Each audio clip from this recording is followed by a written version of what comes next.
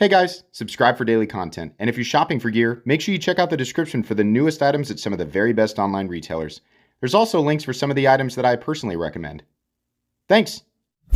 What's going on YouTube? Metal Complex here, and today I've got another short little unboxing video to share with you guys. So I got this video up as fast as I possibly could. This actually went up yesterday. I'm recording this on a Thursday.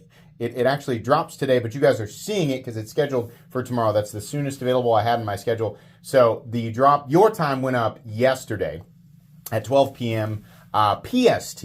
So I will link this. Presumably they're still there for you guys to check out. I will link this down in the description so you guys can check them out if you want to. Thanks so much to Crescent Edges for sending this in. Thanks to my patrons for supporting me. Make sure your notifications are turned on for my YouTube channel. So what do we have here? Big fan of Crescent Edges. They came out of the gate. They came out of nowhere with some absolutely awesome models. Some stuff that I just was blown away by. I had never seen designs like this. But the Celestial is the newest one. Titanium handle. We've got Bead Blast, Magna Cut / Blue, PVD, and Satin.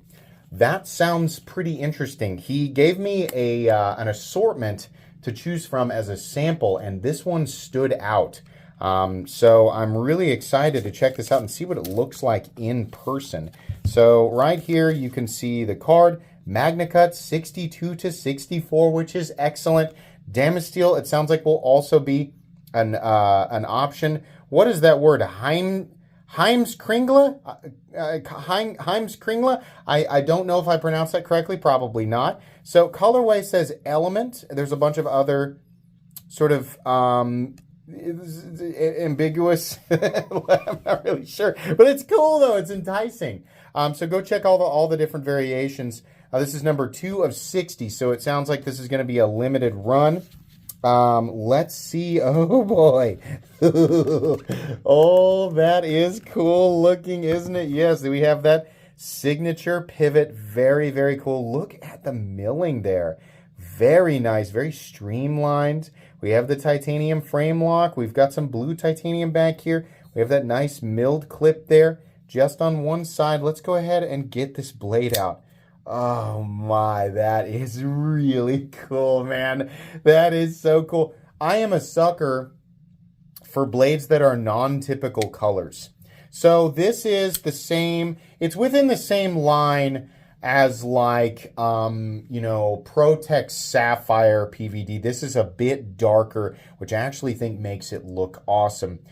This is, PVD is a process and not necessarily a specific coating, but these coatings tend to be, at this tier of the knife world, they tend to be kind of in between Cerakote and DLC somewhere. That's pretty broad, right, if you're wondering. He can go into detail about the exactly what the coating is down in the comment section if he wants to. He said he would be down there to provide detail and answer any questions for you guys, since my unboxing is just that. It's just an unboxing and first impressions here. So we do have where it says Magna Cut. I think it's a classy move, having it disappear under the frame when the knife is open. So the only visible logo is a small Crescent Edges logo right there. I love how this has been milled, like this little slot here in the blade that you use to deploy it or reverse flick it. He's got lines that are like milled in there. We have a tanto, a compound tanto, so hollow initial edge. And then your secondary edge out here is going to be a thicker flat grind. We've got a nice swedge up here. Absolutely gorgeous. And by the way, the action on it is very good. Just a little encouragement there. Whether you want to front flip it, you want to use your thumb and deploy it, that works very well. That works a lot better than I thought it was going to. Or my favorite, just reverse flick it. It works awesome. What I love is that this is completely and totally accessible on both the front and back. So wherever you like to deploy it, right? Maybe you want to deploy it with your pinky. You can still, only a handful of knives have I ever experienced on this channel where the enough of whatever is meant to assist you in deployment, enough of it is exposed and the detent is tuned, well enough that you can reverse flick it with essentially any finger. Let's try there. So first of all, I've seen people do this. I almost never reverse flick with my index finger, right? But you can do it. Middle finger. I guess that'd be my ring finger. And then finally, the pinky, which I did first try, but I'm going to do it again just to complete. Darn it. I just did it. The pinky only had enough strength for one deployment. Gosh darn it. Yeah, you can do it. I did it earlier in the video. That's really cool, though. Crescent Edges. So, excuse me. I took a double breath there. I wasn't done. My brain was like, you're not done breathing. Surprise, surprise. Metal Complex has to consciously remember to breathe. That's right. From my own mouth. The same mouth that I'm trying to use to breathe and get through this. Anyways, Crescent Edges so far, this is the 4th release between the Eternal, the Spade, it's not the Assassin, is it? There's one in between. The one that I had that was the Copper Wash, and now this one.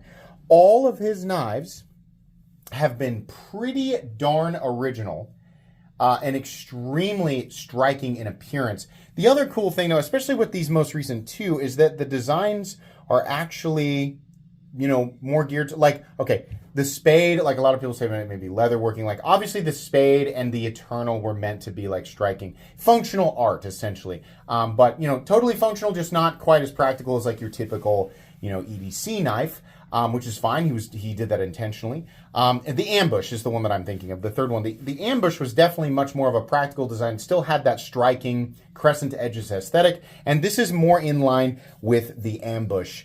In that it is a much more practical blade shape, right? Still a Tanto, and some people prefer those or don't prefer those for whatever reason, but a knife that is both striking in appearance, definitely has all of those embellishments that we really like to see in a premium knife. Yeah, it kind of balances that unique look as well as, pretty darn functional. Let's go ahead and measure it so you guys know what we're looking at here. It looks to be at least 8 inches, actually more, 8 1/4. Your blade length here is 3.7, maybe 3.7. And then your cutting edge is about 3 inches. So very, very good ratios there. That is such an awesome aesthetic. Let's go ahead and do just a few size comparisons. So up against my own Excalibur, my full-size one, and my mini one. And then we'll do the Spyderco PM2 and the Spyderco Para 3. I know I do this in the review, but just for people who want it right now. And then finally, let's do the Benchmade Griptilian, or in this case, the Ritter Hogue and the Hogue Deca. So there you go. There's your size. So yeah, if you want to check this out, I don't know if they are available for pre-order or if they're done being created and he's actually got them listed as a drop, like ready to be purchased right now. But the appropriate link will be down in the description. And then you guys, you'll get a full comprehensive review from me a little bit down the road here. That's going to be it today. Very, very cool release from Crescent Edges. Please make sure to follow me on Instagram at metal_complex. If you enjoyed this video, leave a like. If you'd like to check out my other content, I do, of course, have lots of videos of knives that are either expensive or inexpensive that I do or don't like, so check those out. And if you enjoy all my content, go ahead and click on that Metal Complex logo right there and subscribe because there's definitely more coming. Thanks again for watching, everybody, and have a great day.